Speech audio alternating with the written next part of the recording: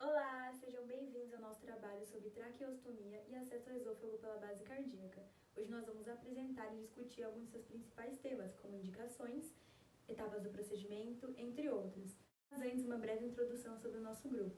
Nós somos estudantes de medicina veterinária da Faculdade Americana FAM, estamos no segundo semestre e o nosso grupo é composto por 5 meninas. Ábila Fernanda Soares Vandequim. Eu sou Ana Maria de Esperê. Maria Júlia Reis. Natália Narumi Palharini Olha. Vanessa dos Santos Leme. O que é a traqueostomia? É a criação de uma abertura no interior da traqueia para facilitar o fluxo de ar até os pulmões. Essa abertura pode ser temporária ou definitiva. Quando ela for temporária, iremos fazer uma incisão na parede traqueal e utilizar uma sonda. E quando ela for definitiva, iremos fazer um estoma e esse orifício será chamado de traqueostoma.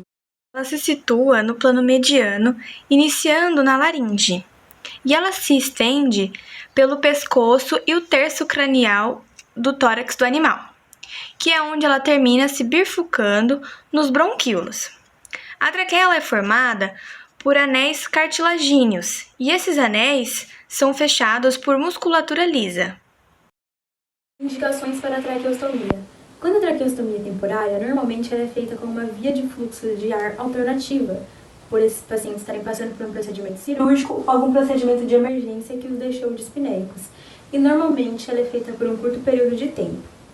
Quando a traqueostomia é definitiva, ela é feita mediante a obstrução das vias aéreas superiores e que não pode ser tratada por outros métodos. Devemos suspeitar que esse paciente está com as vias aéreas obstruídas quando ele apresentar dor, tosse, perca da consciência, Alteração vocal. e essa obstrução é causada por neoplasias, anomalias congênitas, trauma cervical ou um corpo estranho. Traqueostomia temporária, técnica cirúrgica. Deve ser feita uma incisão na linha média ventral, separe os músculos esternoiódeo e faça uma traqueotomia horizontal, entre a terceira e a quarta ou a quarta e a quinta cartilagens traqueais. Em seguida, deve ser aspirado o sangue e o muco do lúmen. Alargue a incisão e insira a sonda de traqueostomia. Aplique tensão nessa sutura para abrir a incisão. Aproxime os músculos esternoiódeo, o tecido cutâneo e a pele, fixe a sonda, suturando ou amarrando a gaze ao redor do pescoço. Estruturas anatômicas de relevância para o procedimento. A traqueia. Ela é contínua à laringe cranialmente e divide-se caudalmente para formar os brônquios direito e esquerdo. Os brônquios direito e esquerdo e suas subdivisões continuam o seu caminho para os alvéolos. Os bronquíolos correspondem a cada uma das ramificações terminais dos brônquios. Os alvéolos são localizados no pulmão, onde há uma grande concentração de vascularização. O músculo esternoiódeo ele está disposto ventralmente ao pescoço e estreitamente associado à traqueia. O acesso ao esôfago pela base cardíaca é realizado para extração de qualquer corpo estranho, que pode ser ossos, pedaços de brinquedos ou peças pequenas, o que é comum à ingestão por animais de companhia. Eu decidi começar as etapas do procedimento pelo diagnóstico, que é tão importante quanto todo o restante do procedimento cirúrgico, porque o diagnóstico feito de forma precoce, ele pode prevenir e evitar danos ao paciente, visto que um corpo estranho pode prejudicar ou danificar completamente o lumen esofágico.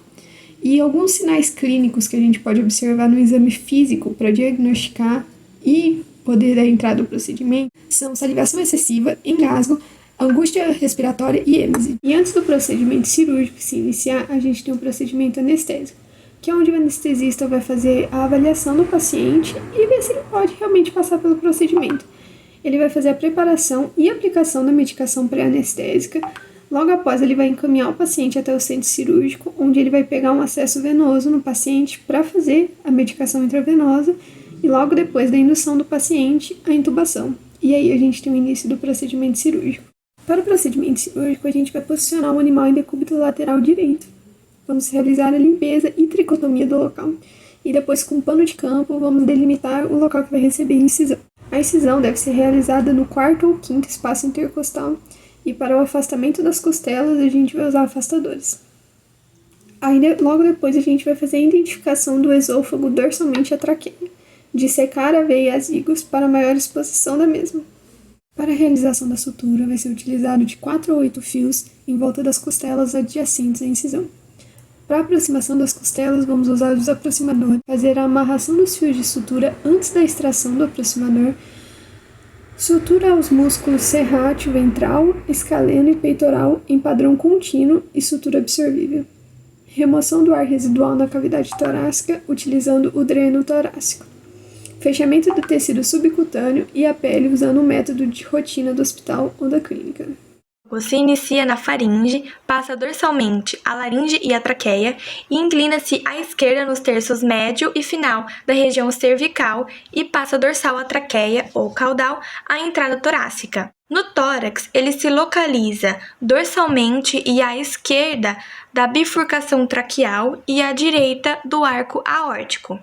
Ele passa ventralmente a aorta através do hiato esofágico do diafragma, terminando no cárdia do estômago. Estruturas anatômicas de relevância para o procedimento. A traqueia está entre o esôfago e a veia cava cranial. O esôfago se inicia na faringe e passa dorsalmente a laringe e a traqueia. O nervo vago está na face lateral do esôfago e a veia azigo, ela atravessa todo o hiato aórtico para adentrar a região torácica. No procedimento, ela está passando sobre o esôfago. Questão número 1. A traqueostomia é usada em quais casos? Alternativa A. Quando o paciente está estável, porém sedado. Alternativa B. Quando o paciente não está sedado, apenas com anestesia local. Alternativa C. Quando vai realizar qualquer tipo de cirurgia. Alternativa D. Para ventilação mecânica, quando há obstrução nas vias aéreas. Alternativa E. Nenhuma das alternativas. Resposta correta. Alternativa D. Para ventilação mecânica, quando há obstrução nas vias aéreas. Número 2. Quais são o risco da traqueostomia? Alternativa A. Depois de colocada a cânula, o paciente não precisa de mais cuidados. Alternativa B. Lesão na tireoide, rompimento de vasos sanguíneos, sangramento intraoperatório e infecções. Alternativa C. Paciente perder a voz. Alternativa D. Não poderá mais se alimentar por via oral. Alternativa E, não há nenhum risco. Resposta correta. Alternativa B. Lesão na tireoide, rompimento de vasos sanguíneos, sangramento intraoperatório e infecções. Questões de esofagotomia. Questão número 1. Em quais situações é feita a esofagotomia? Alternativa A.